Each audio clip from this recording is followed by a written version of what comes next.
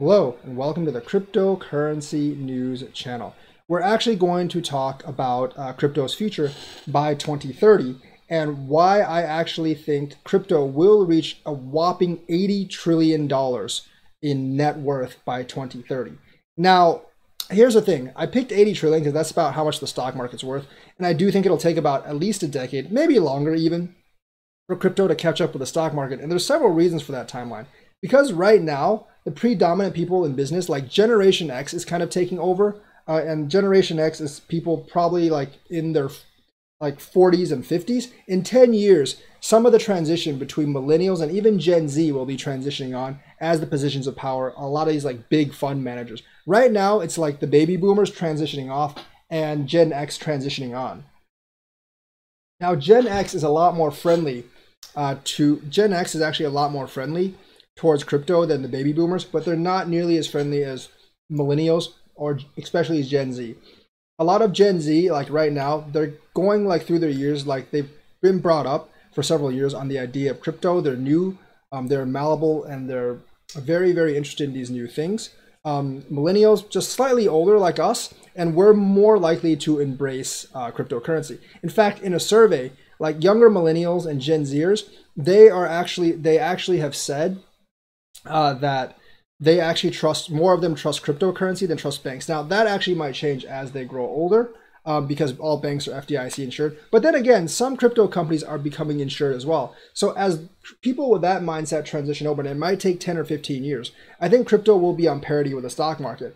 And it's going to be like, I think like saying it's going to be much bigger than the stock market would be like a misdemeanor, because remember, the stock market basically represents ownership shares of the biggest companies that basically rule the world. So I think being on par with that in value is definitely something that you actually could strive for, and something that's very hard to attain, and it's admirable to attain it.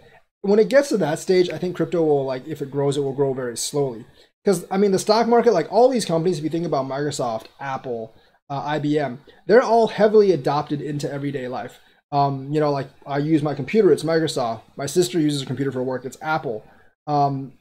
And other technology, like, some of my friends have Samsung phones, and all those companies put together are about $80 billion. So I don't really see crypto going above $80 billion, even in 10 or 15 years. But I think by 2030, it can equal that, because you're seeing Bitcoin being used as a payment system.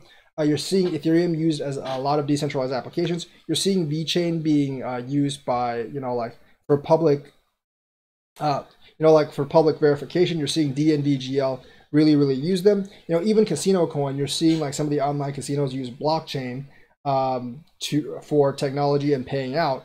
And you're seeing like other use cases, even for online tipping, Brave with online browser sharing. But that will take like the better part of a decade, or even more than a decade, to actually really bring into full force. So in 10 years, I'll be in my mid 40s, and a lot of people like me at that time will actually be taking over as important people in upper management. Now, I don't know if I will be, but I mean, a lot of people will be actually taking over important levels in upper management at bank firms, at like hedge funds, and you'll have a generation of people who are much more open to cryptocurrency. And some of those old guys in Congress, they're just going to die of old age, because people age and die essentially.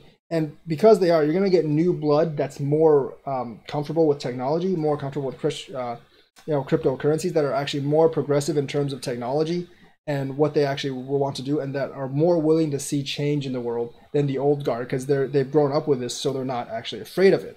So I think that's going to take like 10 or 15 more years for that transition to actually happen. You're already seeing like newer members of like younger members of Congress in their 30s and 40s speak up for cryptocurrency, and you'll get more and more of those, because the passage of time is inevitable. Father Time is undefeated.